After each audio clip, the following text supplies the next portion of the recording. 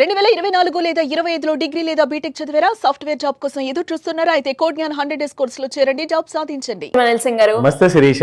Sir, ఇప్పటి వరకు investment videos మనం చేసినప్పుడు ఎక్కువగా మనము సిప్ యూస్ చేయడం జరిగింది. అండ్ చాలా వరకు చాలా మంది ఎవరైతే ఇన్వెస్ట్ చేయాలి అన్న మోడ్లో ఉన్నారో వాళ్ళందరూ కూడా సిప్ని ఎక్కువగా వాడడం మనం చూస్తూ ఉన్నాం. అందులో మనం ఎంత తక్కువ పెట్టుబడి పెట్టినా కూడా అందులో లాభాలు వస్తాయి, కోటీశ్వర్లు అవ్వచ్చు అన్న నమ్మకంతో ఉన్న వాళ్ళే ఎక్కువగా ఉన్నారు. అసలు ఈ సిప్కి అలాగే స్టెప్ అప్ సిప్కి ఉన్న డిఫరెన్స్ ఏంటి?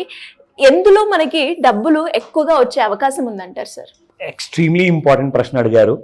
ఈ రోజు నుంచి మన అందరు ప్రేక్షకుల కోసం ముఖ్యంగా స్టెప్ సిప్ ఇంపార్టెన్స్ ఏంటి, చిన్నప్పుడు తల్లిదండ్రులు చెవు పిండేసి మరీ నేర్పించేవారు. అఫ్కోర్స్ పెద్దగైన తర్వాత అది చేయలేం. ఎందుకు అంటే ఎక్స్పెక్ట్ చేస్తారు పేరెంట్స్ దట్ మీరు మెచ్యూర్ అయ్యారు, మీకు ఎక్స్పీరియన్స్ వచ్చింది, మీకు నాలెడ్జ్ ఉంది, చదువుకున్నారు, మీకు అర్థమవుతుంది కదా అని చెప్పి జస్ట్ నోటి మాటగా 21 and above ఉన్న పిల్లలకి చెప్తారు. అది కూతురా కొడుక అందరికి కూడా ఎక్స్పెక్ట్ చేస్తారు. ఎందుకంటే దట్ యూఆర్ స్మార్ట్ ఇనఫ్ అని చెప్పేసి. కానీ మీరు నిజంగానే ఫైనాన్షియల్ మేనేజ్మెంట్లో మీరు స్మార్టా? ఎంతో మంది, కొన్ని వేల మంది కాదు, కొన్ని కోట్ల మంది they are not handling money smartly. So ఇక్కడ ముఖ్యమైన విషయం ఏంటంటే, ఎందుకు ఈ మాట చెప్తున్నానంటే, సింపుల్ సిప్ ఏంటంటే ఒక మొక్కకి మీరు జస్ట్ నీళ్ళే పోస్తున్నట్టు.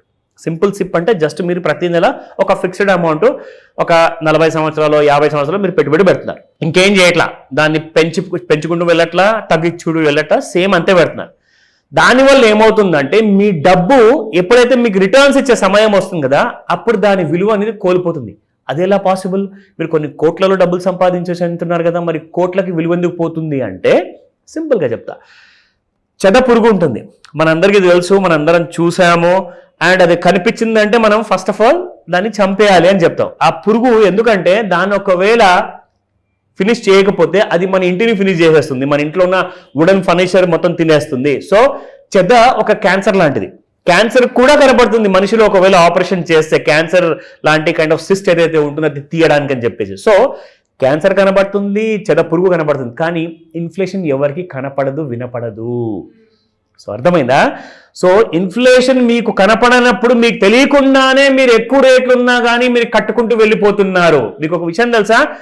ఫస్ట్ క్లాస్ చాలా మంచి బాస్మతి క్వాలిటీ రైస్ కానివ్వండి, మంచి సోనామసూరి రైస్ కానివ్వండి, ఒక కాలంలో if I talk about 30 years down the line, ఆ టైంలో నేను చూస్తే 6 రూపాయలు, 10 రూపాయలు, 12 రూపాయలు ది బెస్ట్ క్వాలిటీ రైస్. అవును. ఇప్పుడు మీరు 75 రూపాయలు, 80 రూపాయలు పెట్టినా కానీ you may get quality, not assured of. అంటే ఆ క్వాలిటీ ఆ టైంలో మీకు అంత మంచిగా దొరికేటప్పుడు తక్కువ రేట్లో, ఇప్పుడు ఎందుకు అంత పెరిగిందంటే ద్రవ్యోల్బణం వల్ల. అంటే ఇన్ఫ్లేషన్ మనకు తెలియకుండా మన ఆదాయాన్ని మింగేస్తుంది, మిమ్మల్ని బీదవాడిలా ఉండిపోయేలా చేస్తుంది. So do you understand this point? ఇది చాలా డేంజరస్. ఇది మీకు కనిపించదు, మీకు ద్రవ్యోల్బణం ఇక ఇన్ఫ్లేషన్ అనేది ఎప్పుడు వినిపించదు కూడా. సో మీరు ఏం చేయాలి? దీనికి మనం ఏం చేయాలి? దీనికోసము స్టెప్అప్ క్యాల్కులేటర్ ఉంటుంది, స్టెప్అప్ సిప్ ఉంటుంది.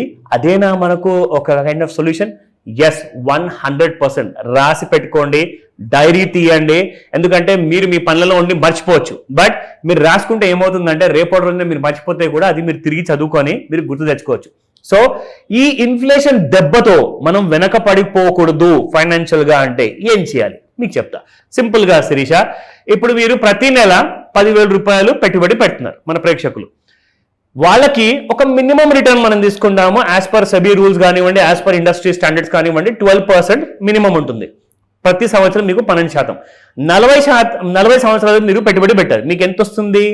40 సంవత్సరాల తర్వాత 9,79,30,710 రూపాయలు. ఇప్పుడు గత 20 ఏళ్ళ నుంచి మనం చూసుకుంటే ఇన్ఫ్లేషన్ అనేది ద్రవ్యోల్బణము ఎవ్రీ ఇయర్ 6%తో కంటిన్యూ అవుతుంది అనమాట. అంటే 6%. మీరు ఒకవేళ 12% రిటర్న్ మీరు ఎర్న్ చేస్తే అందులో నుంచి ఎంత తీసుకెళ్ళిపోతుంది? ద్రవ్యోల్బణం 6% తీసుకెళ్ళిపోతుంది. ఇప్పుడు నేను ఇక్కడ ఆ 12%లో నుంచి నేను 6% తీసేస్తే నాకు ఎంత వచ్చినట్టు రిజల్ట్ యాక్చువల్గా నాకు amount after 40 years? So inflation 6%తో గ్రో అవుతుంది కాబట్టి 12లో నుంచి నేను ఇన్ఫ్లేషన్ కోసం 6% తీసేసా. సో మీకు 6% మిగిలింది రిటర్న్ రూపంలో. సో మీకు ఎంత వస్తున్నట్టు 40 సంవత్సరాల తర్వాత?